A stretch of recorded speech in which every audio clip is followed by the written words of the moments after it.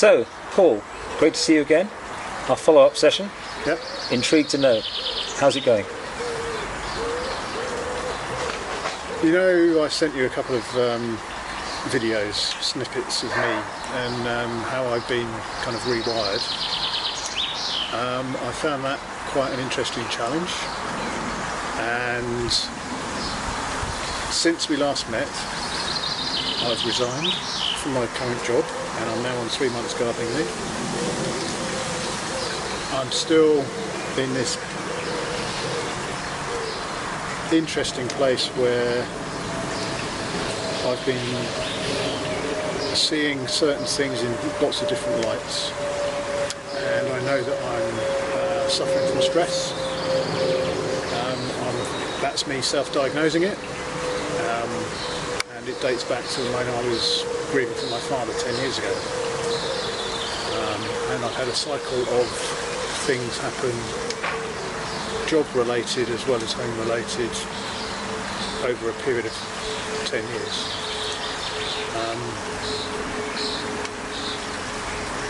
Every time I get put into a pressurised situation, I get a kind of a wafting coming over the back of my head. And the reason I know I'm stressed is because I watched a TV programme 2 weeks ago where there was a TV presenter called Fiona, I can't remember her surname, and she was taking me through the symptoms of what stress is.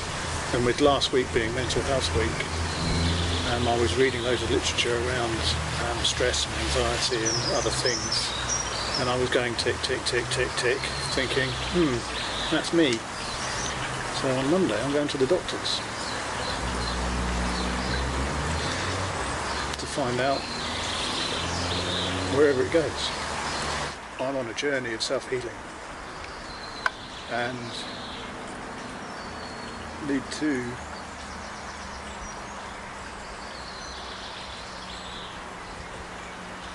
change what I'm doing and how I'm doing it, which, as you can see, has an interesting effect on me.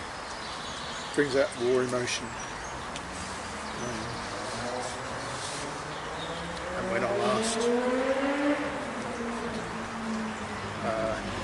certain questions, I just at the moment go into a mind melt moment.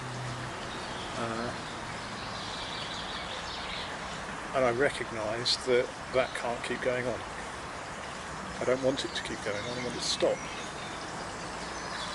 And that's going to make some choices I'm making now and in the future quite interesting, possibly tough, but ultimately with love involved in all of it. You seem to be associating, tell me if I'm right or wrong, you seem to be associating self-healing with making tougher decisions.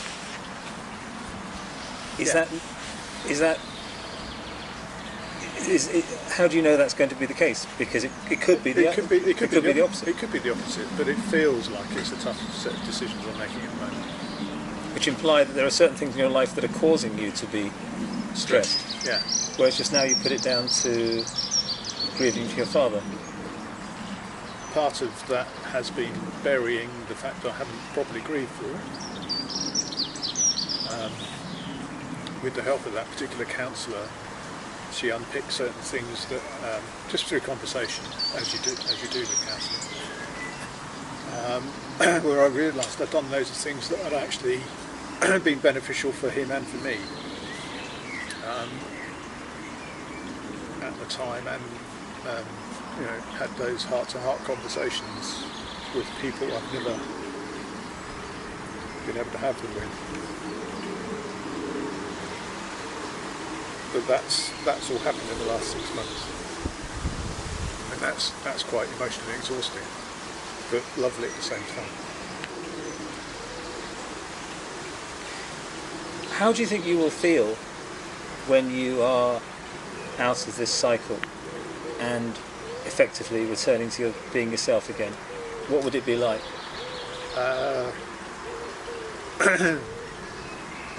Was it somebody has said to me, "You're a lovely man, just be just be. It's kind of centered and quietly self-assured, not arrogant, just kind of humble.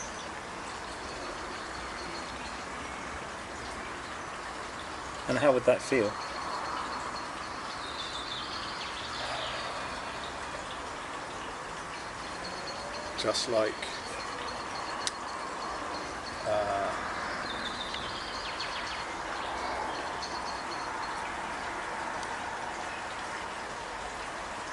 Just like a bubble going where it wants to go, not being pushed around by the wind but deciding on where it's going.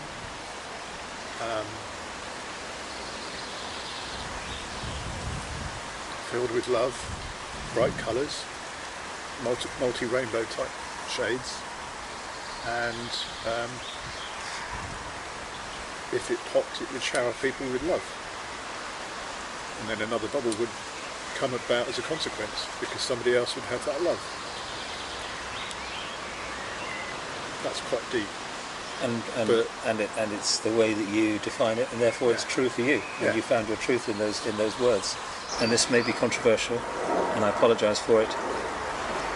Stress is not like the flu. No. It doesn't go around the garden and think, right, I'll make that person. It is entirely because of feeling out of control of events that are around us. Would you agree with that? I would completely agree with that, yeah. So you'd agree you have a choice? Yes. Okay, so I'm going to give you some how-tos that will enable you to make different choices if you wish. So Paul, we couldn't be in a more contrasting situation. In a very small room in London, very kindly given to us by etc. venues, and they again offered follow-up to be the same. We took a chance, we thought, no, let's be more free this time. And here we are outside. I'm sure people watching this can hear the sort of train in the distance and the occasional plane and the birds singing. These are not sound effects. We're not in a studio, and this is all some kind of virtual reality. This is real. Yeah.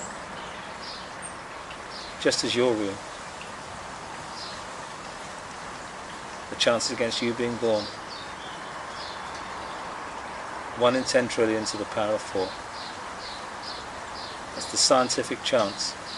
The scientific chance of you being alive. Because most people never get to be born. Because the amount of possible people, the amount of available DNA on this planet outnumbers every blade of grass and every grain of sand. And you and I are the lucky ones. And everyone watching this are the lucky ones. We got through. Life is never meant to be a struggle. For this short time we have on this planet, life is never meant to be a struggle.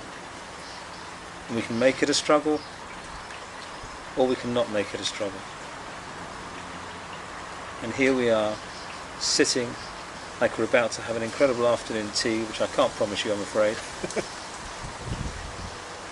in the moment. As we sit here, it may well be that any issues, challenges and white visors you've ever had in the past almost seem like such a distance ago, so far behind you. It almost now, because of the words I used and all the stuff around afternoon tea was deliberately used, it's incredible now that you almost can't remember a time when you felt low and unhappy and stressed. In fact, those feelings, even when you think of those words now, the only meaning you give them is, well, I think it probably happened to me. It's not happening to me now. Because on this journey back to who you always have been, the journey that you're on in your life to discover who you are and why you're here, is a journey home. It's a journey back to who you always have been, a journey of where you are now, and a journey to who you always will be. And all of those feelings, and as you sit here feeling the wind, which again we haven't manufactured, it is real, and thinking whatever you're thinking, What I'm going to say to you now will have an extraordinary impact. I'd like you to touch the thumb and first finger of your hand together, please. Both? No, just the one. And as you're sitting there and you're feeling completely relaxed, completely at peace, and completely calm, I'm going to say some words to you. I allow this moment to be as it is.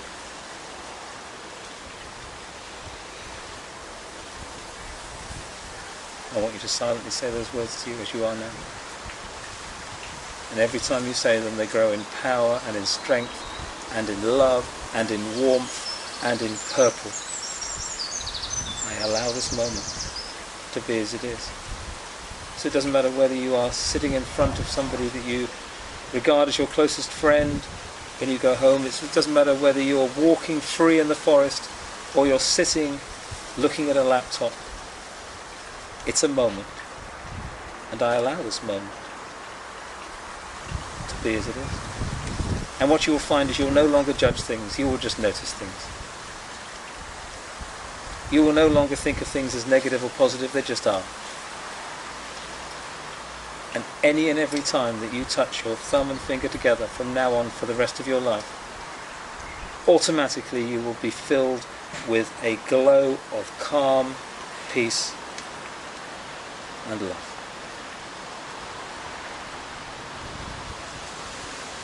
Can you separate your thumb and finger, please? Thank you. We'll come back to that. The biggest thing that's going to happen to you as a result of what we just did is a thing called synchronicity. Are you familiar with the term of synchronicity? Well, synchronising of electric motors or something like that. Yeah? It's based on that meaning. Okay. It basically means meaningful coincidences. So what's going to happen, and what I advise you to do now, if I may advise you on something, is to think about outcomes. Think about the what, and then let go. And then let go. And life will show you the way. That's my promise to you. Now, anyone watching this who is particularly practical will think, oh my God, he's turned into a tree hugger. How spiritual is that? No, I get Not it. at all. It's very practical.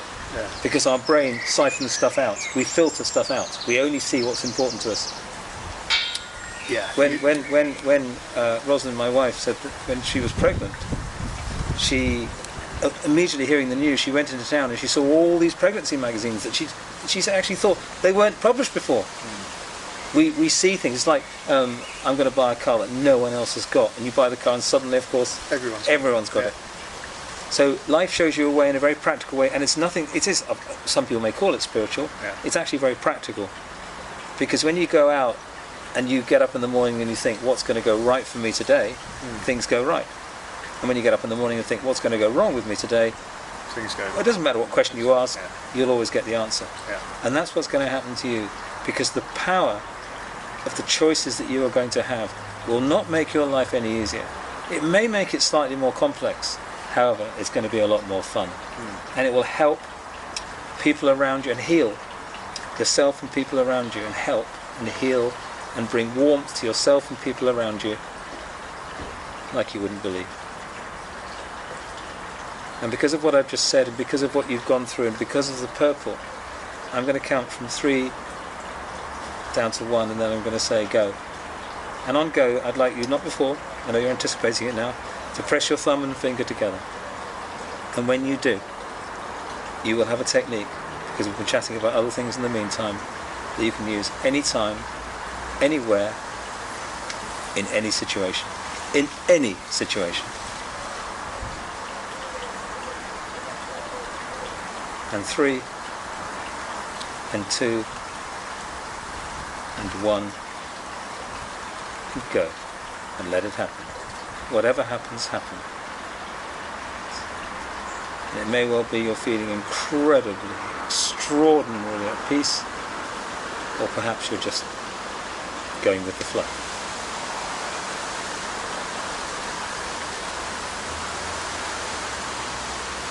We've been through a very long journey together in a very short period of time, and I'm just going to end it all. I'd like to keep in touch if I may. For now, I'd like to end it all by just saying 2 words to you, if I may. 3 words, actually. Paul, welcome home.